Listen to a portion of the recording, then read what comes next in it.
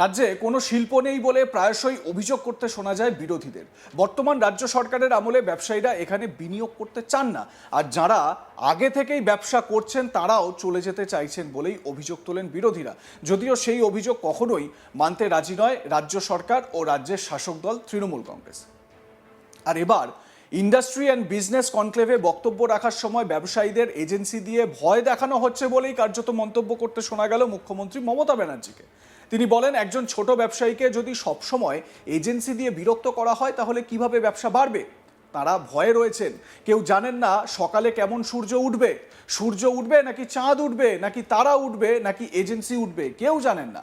সরকারের কাজ নয় সমস্ত ব্যবসার মধ্যে ঢুকে পড়া, আমরা শিল্পে স্বাধীনতা চাই। তো এ প্রসঙ্গে বলতে গিয়ে মমতা বন্দ্যোপাধ্যায় ঠিক কি বোঝাতে চেয়েছেন একবার শোনাই আপনাদের। One small businessman, every time if you disturb through agencies, how the business will go off? Always they are afraid, they are scared. Nobody knows in the morning what sun will rise. Whether the sun will rise or the moon will rise or the star will rise or the agency will rise. Nobody knows that. Let the industrialist feel free. Their business, it is their duty to take care. It is not the duty of the government to interfere in every business. We want freedom for the industry also. We want freedom for the working class also. Let them go off. Let them be happy. Let them to maintain a peaceful life. If any opportunity comes, I can assure you that, yes, we will do that. যদিও মুখ্যমন্ত্রীর এই বক্তব্যের পরে অনেকেই প্রশ্ন তুলছেন, তৃণমূলের আমলে এখনো পর্যন্ত রাজ্যে উল্লেখযোগ্য কোনো শিল্প না আসার যে অভিযোগ বিরোধীরা তোলেন, তার প্রেক্ষিতেই কি এই এজেন্সি দিয়ে ভয় দেখানোর পাল্টা অভিযোগ তুলে কোনোভাবে দায় এড়াতে চাইলেন তিনি?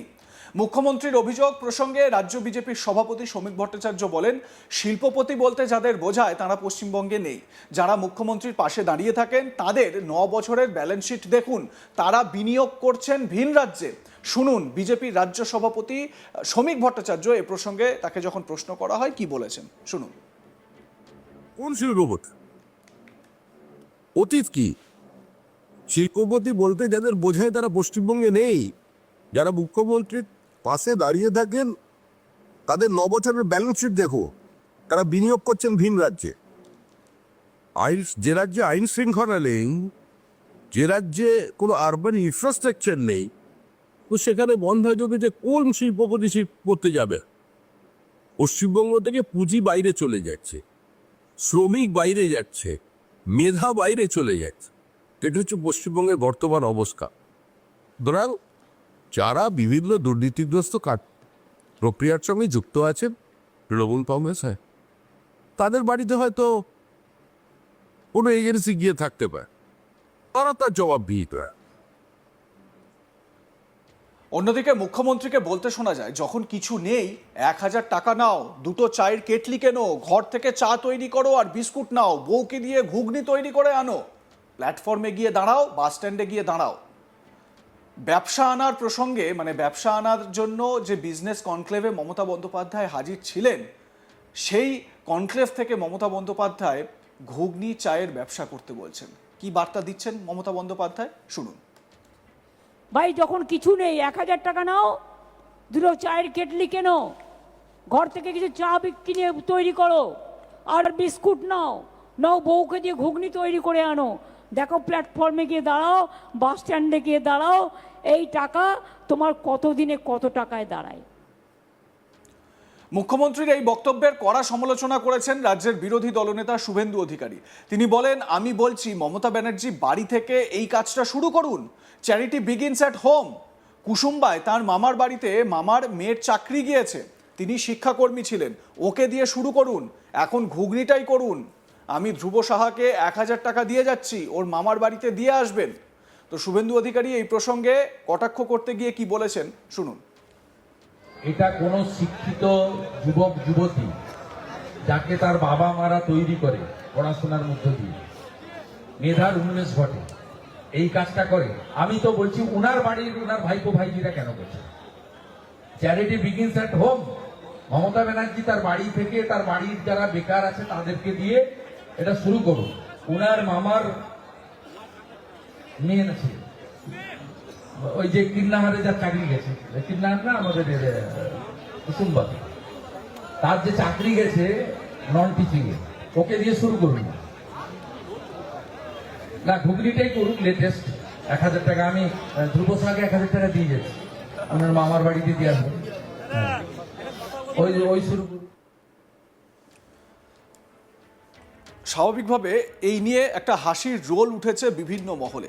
দেখুন, আপনারা বিভিন্ন সময় শুনেছেন বিরোধীদের তরফ থেকে তো বলা হয়ই হয়, এবং সাধারণ মানুষও ট্রামে বাসে যাতায়াত করতে করতে এই আলোচনা করেন যে পশ্চিমবঙ্গে ডেভেলপমেন্টের আর কিছু হবে না, মানে শিল্প ডেভেলপমেন্টের।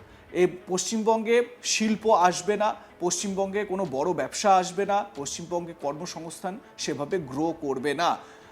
আমাদের মধ্যে অনেকেই হয়তো অনেক সময় এই কথাগুলো বলি যে এর পরবর্তী প্রজন্মকে, আমাদের পরবর্তী প্রজন্মকে বাংলায় নয় বাংলার বাইরে কোথাও কাজকর্মের কথা ভাবনা চিন্তা করতে হবে, বাংলার বাইরে গিয়ে নিজেদেরকে সেটেল করতে হবে। তার কারণ পশ্চিমবঙ্গে শিল্প নেই। যদিও রাজ্য সরকার এমএসএমইর ওপর ভীষণ রকমভাবে জোর দিচ্ছে, তারা এটা বলতে চাইছে যে এমএসএমই হচ্ছে গিয়ে ভবিষ্যৎ, এমএসএমই হচ্ছে অন্যতম বিগ ইন্ডাস্ট্রি, মানে ক্ষুদ্র মাঝারি শিল্প বলতে যা বোঝায় সেটাকে বলা হচ্ছে। কিন্তু ক্ষুদ্র মাঝারি শিল্প দিয়ে একেবারে ছোট ছোট স্তরে, একদম প্রান্তিক স্তরে হয়তো ডেভেলপমেন্ট হতে পারে, কর্মসংস্থান হতে পারে মানুষের, কিন্তু ব্যাপক অর্থে কি কর্মসংস্থান হবে? একবার ভেবে দেখুন তো, যদি টাটার কারখানা এখানে হতো তাহলে, হ্যাঁ, টাটা ন্যানোর যে প্রজেক্ট, সেই প্রজেক্টটা ফেল্ড প্রজেক্ট। টাটা ন্যানোর প্রজেক্ট গুজরাটের সানন্দে গিয়েও সেখানে হিট করতে পারেনি। কিন্তু প্রশ্ন হচ্ছে, টাটার ওই প্রজেক্টে, টাটার ওই কারখানায় কিন্তু ন্যানো ছাড়াও আরও অনেক বড় গাড়ির কিন্তু প্রোডাকশন হচ্ছে, সেখানকার মানুষের কর্মসংস্থান হচ্ছে, প্রচুর মানুষের আয়ের একটা সংস্থান সেখানে তৈরি হয়েছে। এই বাস্তবতাকে কি এড়িয়ে যাওয়া যায়? এড়িয়ে যাওয়া কিন্তু যায় না। মুখ্যমন্ত্রী মমতা বন্দ্যোপাধ্যায় আমাদের রাজ্যে ভারী শিল্প এখনো আসেনি কেন, সেইটা নিয়ে তিনি বলার প্রসঙ্গে তিনি এই কথাগুলো বলেছেন কিনা সেই নিয়েও আলোচনা শুরু হয়েছে।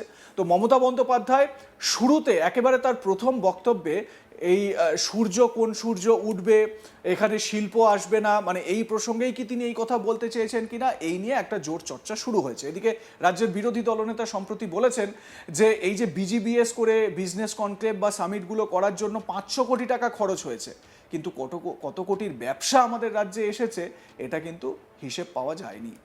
আপনাদের মতামত কি এক্ষেত্রে জানাতে ভুলবেন না। দেখতে থাকুন আজ তাক বাংলা, সাবস্ক্রাইব করুন আমাদের ইউটিউব চ্যানেলটি, বেল আইকন প্রেস করুন নোটিফিকেশন পেতে।